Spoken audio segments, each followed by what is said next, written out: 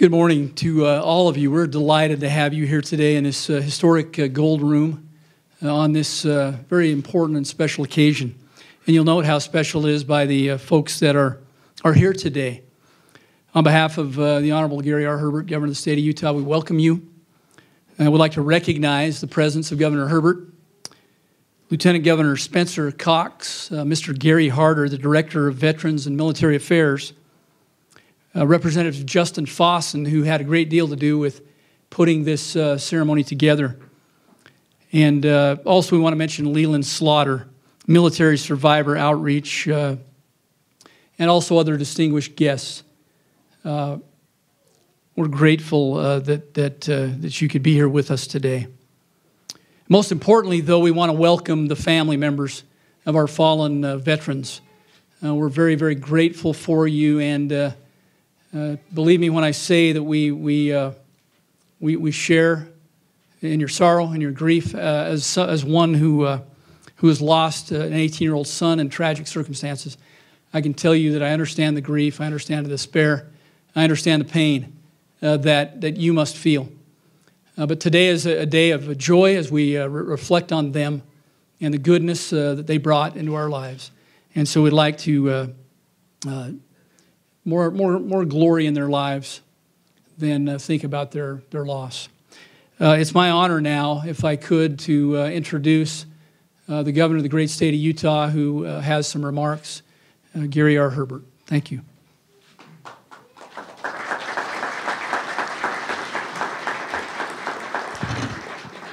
Well, thank you, General Burton, and I'm honored to be here with all of you and certainly welcome you to the Capitol, to the Gold Room. Lieutenant Governor Spencer Cox and I have opportunities on many occasions to welcome people to the state of Utah, whether they be business leaders or religious leaders, ambassadors from different countries, heads of state, come to this room where we entertain them. And I would be hard-pressed to think of anything more significant occasion, though, than what we're having here today. So we're honored to have you here as we celebrate the service of your loved ones and the contributions they've made to our state and to America and to your own family. I know it's difficult circumstances that kind of bring us together, and as General Burton has said, we want to celebrate the good things of life, recognizing the tragedy that comes with mortality here and the challenges of serving in the military and the vicissitudes of life that make sometimes it a little bit difficult. We're honored to have you here.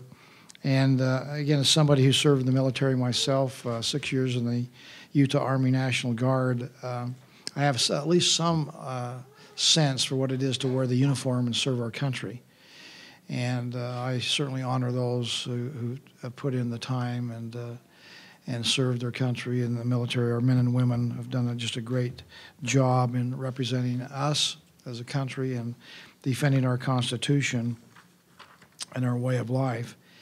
I'll just tell you one story in my own life that helped me understand probably and appreciate in a more dramatic way I had before. I've told the story before, but it's worth repeating, I think, at least for me.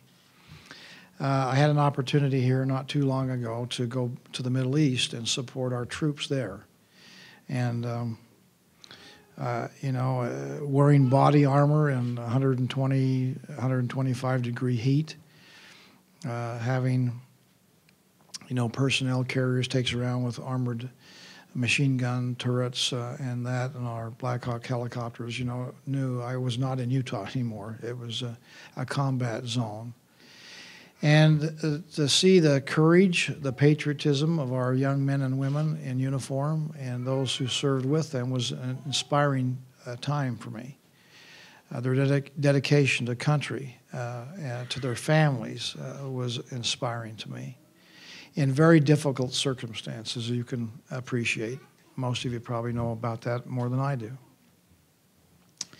As I finished up my tour there in Afghanistan, we're there in Bagram where the Air Force or the base was, and that's where they triage a lot of the folks who've had injuries in combat.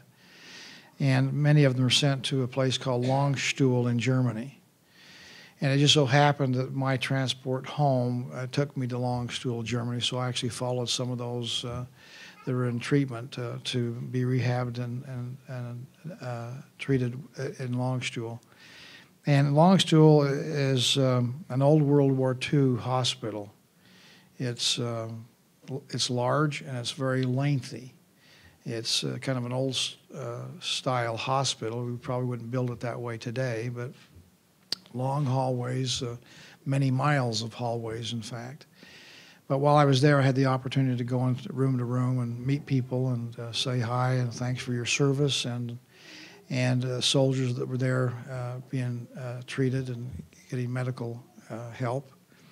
And the very last room I went to, at the very end of this long hallway, I walked in the room and introduced myself as Gary Herbert, the governor of Utah, and started talking to there was 3 men in there. And it didn't take long to figure out we didn't understand each other. They spoke a different language than I did, and they were from the country of Georgia, up by Turkey. And so fortunately, a colonel came in and did some interpreting for us so we could communicate. Anyway, make a long story short, as we had an opportunity to talk, I thanked them for their service and what they were doing for the process of freedom and liberation that was taking place there. And they thanked me for being there, and they said this, and the fellow in the wheelchair was the one that said it. He said, "We just want you to know, Governor, that it has been an honor for us to serve alongside the Americans."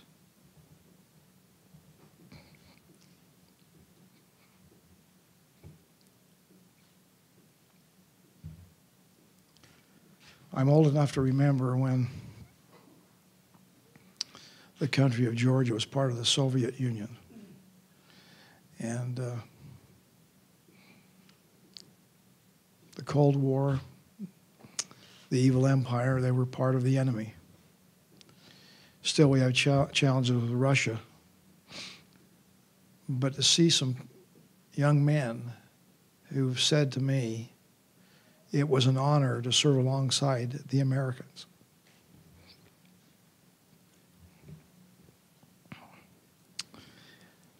Help me realize that it's not just the guns, it's not just the bombs and the bullets, but it's the philosophy, it's the idea of freedom and liberty that's espoused by our military and every aspect of their military service throughout this world. Whether it's in combat, whether it's here at the homeland on military bases, they personify freedom and liberty and causes people that were part of a very oppressive government to be enlightened and to learn about freedom and liberty and say it was an honor to serve alongside the Americans. So it's not that we just only fight on the battlefield and win the war, but we also, with our military, are winning the hearts and minds of people that go back and help their countries and their respective areas of influence to improve their lives. That's an aspect sometimes we don't understand or appreciate when we see these combat missions that take place. I realize there's another war of ideas and philosophy that's taking place, that our men and women in uniform are helping to fight that battle and are winning that battle. So with the tender feelings that we all have at this time, we need to celebrate the good work and the service of our men and women in uniform and for what they've done to make us proud to represent this country, represent the families, and the ideals that we stand for here in a significant way, and some in the process lose their lives in that endeavor. We honor them for their service. I'm going to read, I think one of my charge is to read the names of the military people that we are honoring here today, and I think I have a complete list here. But I'm going to read the names, and then we'll have a moment of silence, and then I'll make one final comment. Specialist Ryan T. Christensen, U.S. Army. Specialist Colby B. Horton, Utah National Guard. Private Second Class Austin S. Reinhardt, Utah National Guard. Lieutenant Junior Grade William G. Heaps, U.S. Coast Guard. Sergeant Allison B. Ramsey, Utah National Guard. Sergeant Cameron J. Posernick, U.S. Marine. Staff Sergeant Aaron S. Parker, U.S. Air Force. Specialist Derek J. Painter, U.S. Army. Lieutenant James R. Handley, Utah Air Guard. Sergeant John L. Avery, U.S. Army. Hospital Corpsman 3rd Class Michael Ray Campbell, U.S. Navy. Master Sergeant Jeremy J. Morris, Utah National Guard. Staff Sergeant David B. Lyon, U.S. Marines. Private First Class Garrett R. Fox, U.S. Army. Staff Sergeant Jake L. College, Utah National Guard. Sergeant First Class Paul Schultzman, U.S. Army. Staff Sergeant Derek F. Ramos, U.S. Air Force. And Staff Sergeant Nicholas R. McGehee, U.S. Army. I'd ask for us to have a moment of silence in honor of their memory.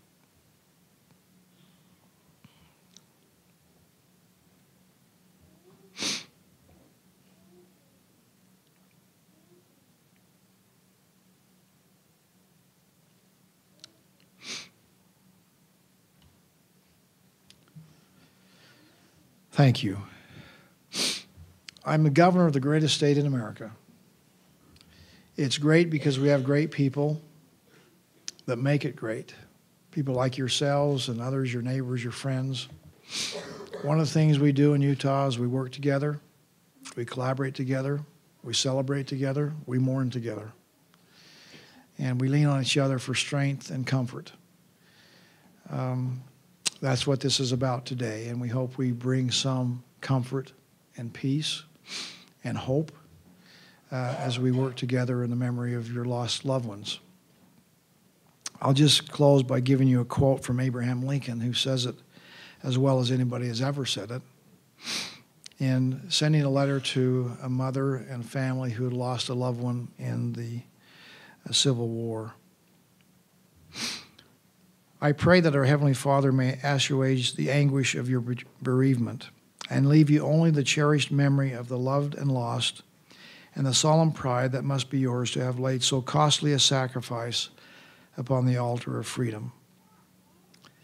As a man of faith, I believe there is a tomorrow where there's opportunities to be reunited with loved ones, opportunity to share memories, to celebrate lives well lived, and get the comfort that comes in immortality that lies before us all.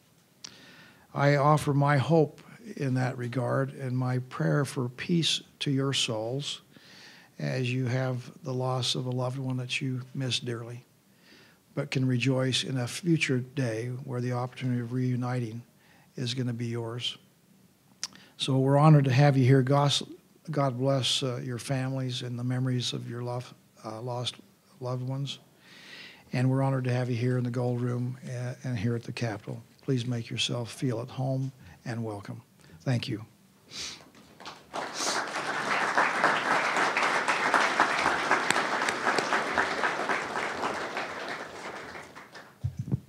Deep thanks for the governor. He's got a very busy schedule for taking the time to be here and to say those very heartfelt words. I'll leave you with a parting thought. Winston Churchill, we all know who he was, led Britain during the darkest days of World War II, said this. I think it's important and it applies to your loved ones. Every one of us at some time, either literally or figuratively, is going to be tapped on the shoulder and asked to do something extraordinary, something that is relative to the talents and abilities that we have. How sad the time is when that moment comes and we're not prepared. I would suggest to you that your loved ones were prepared. Every one of them stepped forward and put on the uniform of their country, and they're part of an elite group. The percentage right now is 0.45% of our citizens wear a uniform. That makes them part of a very elite group because they volunteered to do this. Service in a free republic in uniform is probably the greatest calling that anyone can have. And so today, based on the kind words of our governor, and my words back to you is that we honor, we love, we support you. We thank you for your sacrifice. At this time, we will ask you to mingle together for a moment, get to know each other a little bit better. We're going to have a photo opportunity up here in the front for each family to come up and have a photo with the governor. And the governor's staff will bring you up individually. The first family to get into the queue is the family of Ryan Todd Christensen. Thank you very much. May God bless all of you, and may the souls of our fallen rest in the bosom of our Heavenly Father. Thank you.